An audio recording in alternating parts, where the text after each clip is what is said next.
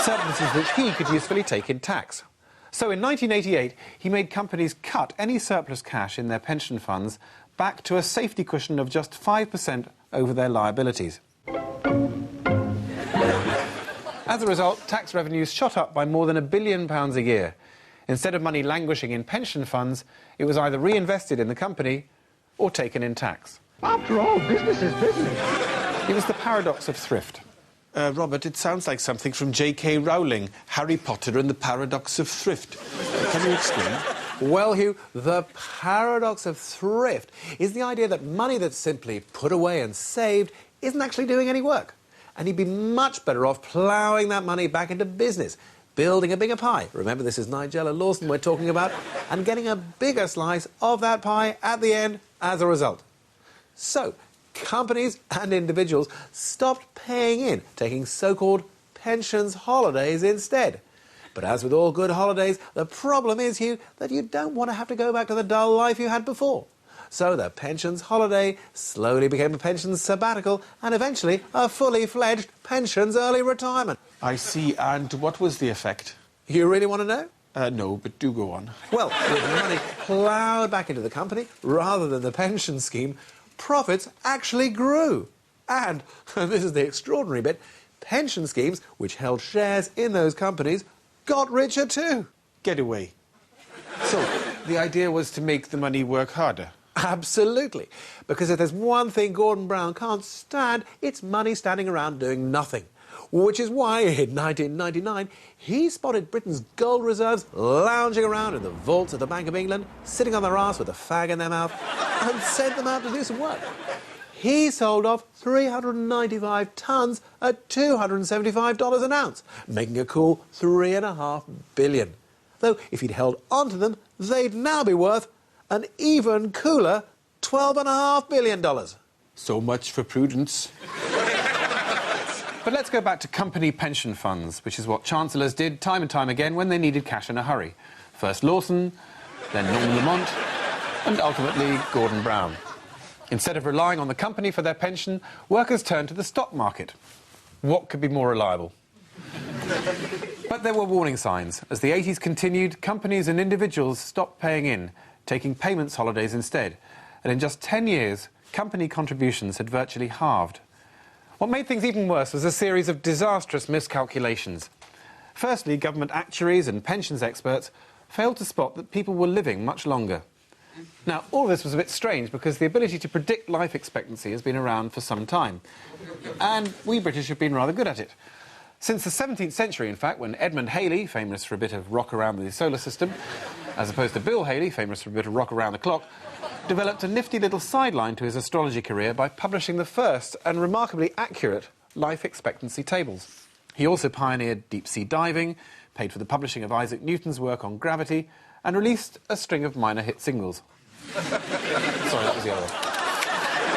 300 years after Halley, 50 mathematical geniuses with a very large computer and no theory of gravity to support sat in the government statistical office and managed to get the sums alarmingly wrong by about a third, estimating that people would survive, on average, 15 years after retirement, instead of 19. It turns out the sums were wrong. I think the officials actually misread one report, which suggested that in future there'd be more and more pensioners who were ill. In fact, it said there'd be more and more pensioners who were 111. So while we thought we could pass more of the burden of pensions from the state to the company pension sector and bring down our spending as a result, the actual projection, as opposed to the actuaries' projection, was that we'd have to spend 70% more than we thought on pensions by 2050. But of course I won't be around then, so the actuaries tell me. It wasn't the only mistake. By 2001, officials at the DWP were working so hard they actually counted figures for private pensions twice. As a result, they calculated that individuals were contributing a healthy £86 billion, or 9% of their income, to pensions. But others, led by Tory pensions expert David Two Brains Willits, worked out that the individual savings figure was less than half that, at £40 billion. According to a recent report, there's now an £80 billion deficit in the country's private pension provisions. It was time for dire measures, and by 2006, plans were underway to extend the retirement age to 68. Well, of course, my great hero on this was Lloyd George. He set the pension age at 70, which is nice and high. But even better, this was at a time when life expectancy was 48. That's the way to do it. So if we were to do that today, we could set the retirement age at 126. But the good news is, if you're a politician or a civil servant, you have an inflation-linked final salary pension, paid for by the taxpayer. Thank you very much.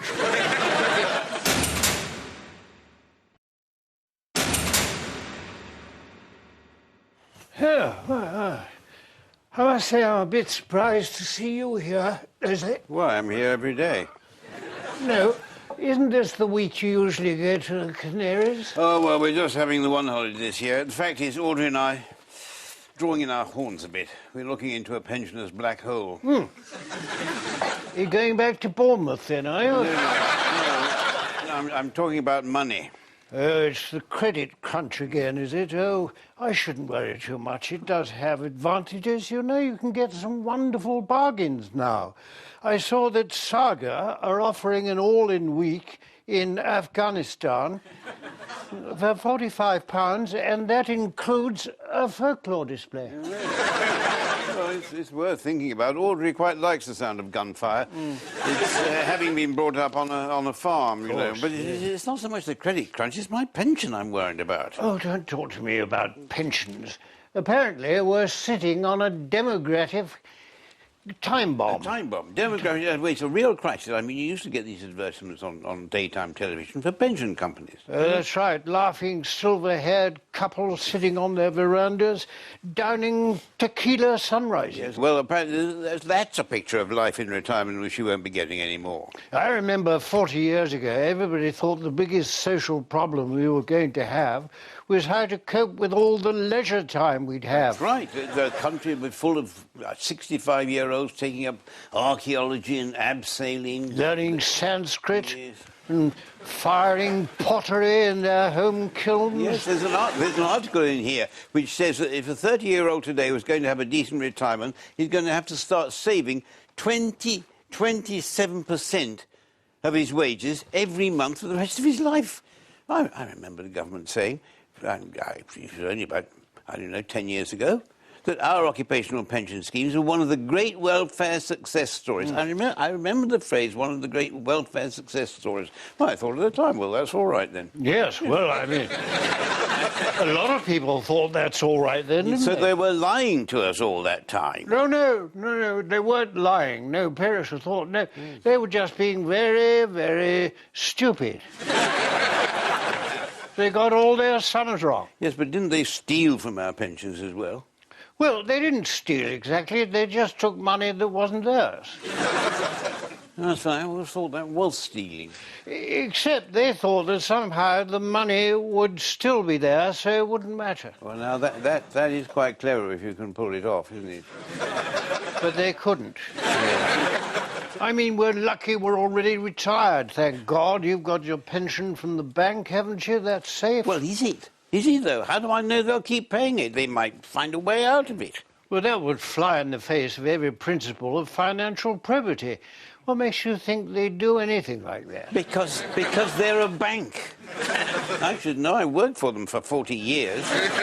Well, have they said anything to you? No. Well, they wouldn't, though. They wouldn't. They'd just wait till the last minute, and then they'd spring it on you. That's what I used to do when I was bank manager. I'd wait till somebody had bought a house or had twins or something, call them in, pull the plug. But you know what I can't understand? I mean, we're supposed to be the fourth richest country in the world. Yeah. Not many years ago, people could look forward to a decent pension as a matter of course. Now they all say pensions are unaffordable. Why? Well, they're not unaffordable for everybody. Who's that man who ran Northern Rock? Yes. When he was kicked out, he got a pension pot of £2.6 million. That's about £300,000 a year. Well, that's nice. Actually, it says here in this article, where is it? Yes, they did They did a survey of 100 top British companies, and apparently their senior executives can expect to retire at 60 with an average pension of £193,000 a year. Average worker's pension is £7,500.